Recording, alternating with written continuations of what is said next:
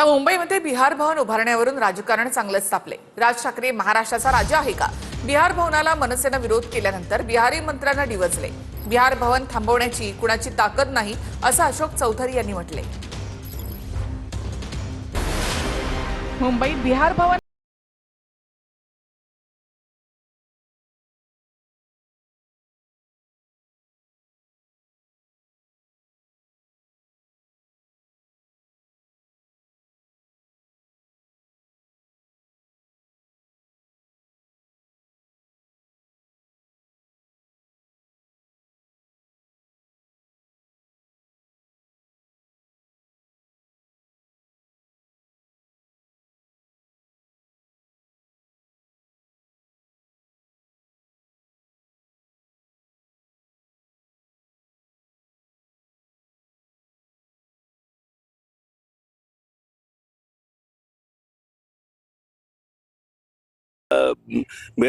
जबरदस्ती चलेगा, नहीं बनने देंगे।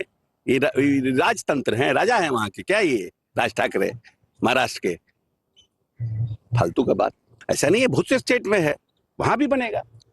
किसी की ताकत नहीं है कि रोक दे। आधी स्वतःचं राज्य नीट करावं, म्हणजे त्यांच्या राज्यातली लोक ही इतर राज्यात जाणार नाहीत आणि स्वतःचं राज्य नीट करायचं नाही, ते कर्जबाजारी करून ठेवायचं।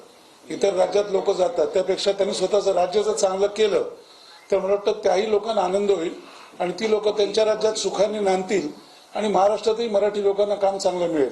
त्यामुळे फक्त तोंड दिलंय म्हणून वाटेल ते बोलायचं एवढंच करू नये। इतर राज्य काय बोलतात आपल्या राज्याच्या बाबतीत याचा त्या सन्माननीय मंत्र्यांनी विचार केला पाहिजे। तर भवन बांधलं तर गैर काय असा सवाल बावनकुळेंनी उपस्थित केलाय।